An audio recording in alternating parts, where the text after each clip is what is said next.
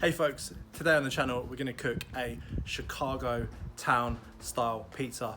Big fat base, loads of mozzarella, toppings, tomato sauce, and we're going to cook it all in the Kamado Joe Classic 3. So let's show you how to make the dough.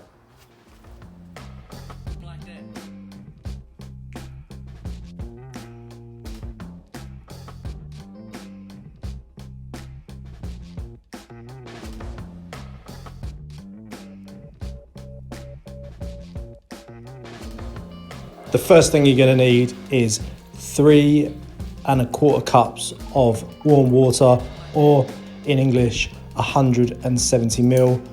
Then you're going to add a tablespoon of yeast to the warm water and let the yeast activate for around 5 minutes.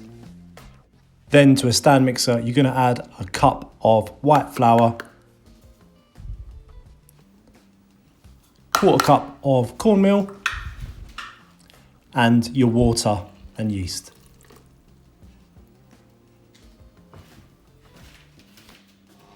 Then you're going to start your mixer on a medium to slow setting, and while the ingredients incorporate, you're going to add 2 tablespoons of good quality olive oil,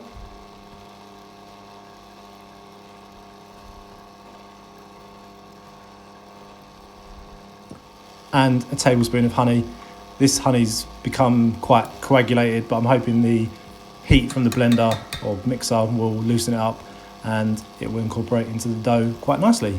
So we're going to let this mix, and what you need to do during the mixing process is add a 1/4 cup of flour in increments until you have a nice soft and springy dough that's not too sticky and not too soft. This took around 8 minutes, so we're going to add the flour gradually, and at the end I'll show you the finished dough.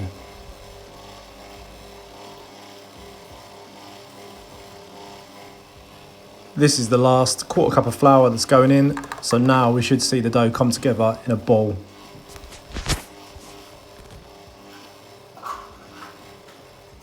And there we have it, the dough is finished. As I said, it's not too sticky and it's not too soft. There's a little bit of resistance there.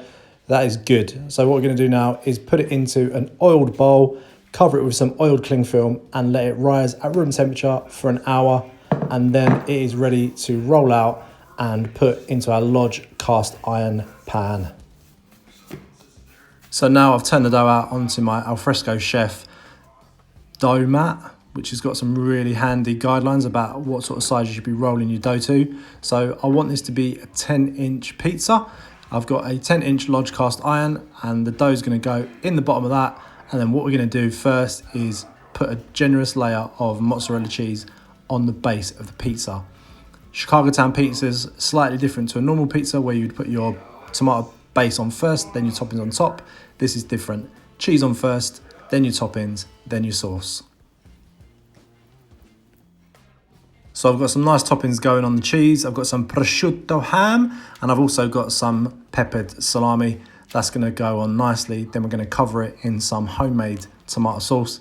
The tomato sauce is really easy to make. Literally tinned tomatoes, simmered down, some chili flakes and some salt, and then blitzed once they've been simmered for like 5-10 minutes. Really, really easy to do.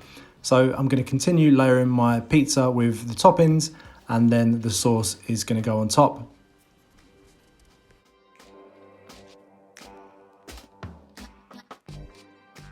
Then just smooth it down with the back of a spoon so the topping is nice and level over your toppings.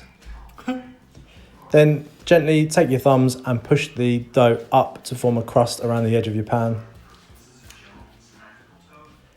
Now we want to cook this at around 220 degrees Celsius, so we're opening up all the vents in the Kamado Joe Classic to get the temperature nice and high before we shut them down and lock in that temperature at 220 degrees Celsius.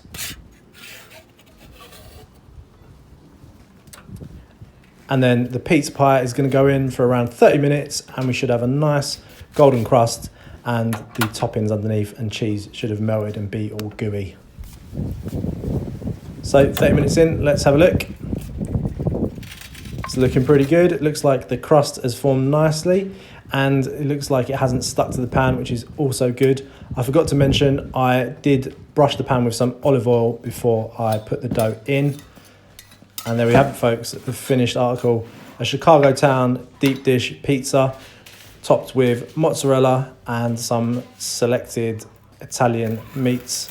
Let's give it a cut and see if the cheese is all melted and nice like. Good crust, really crusty. Yeah.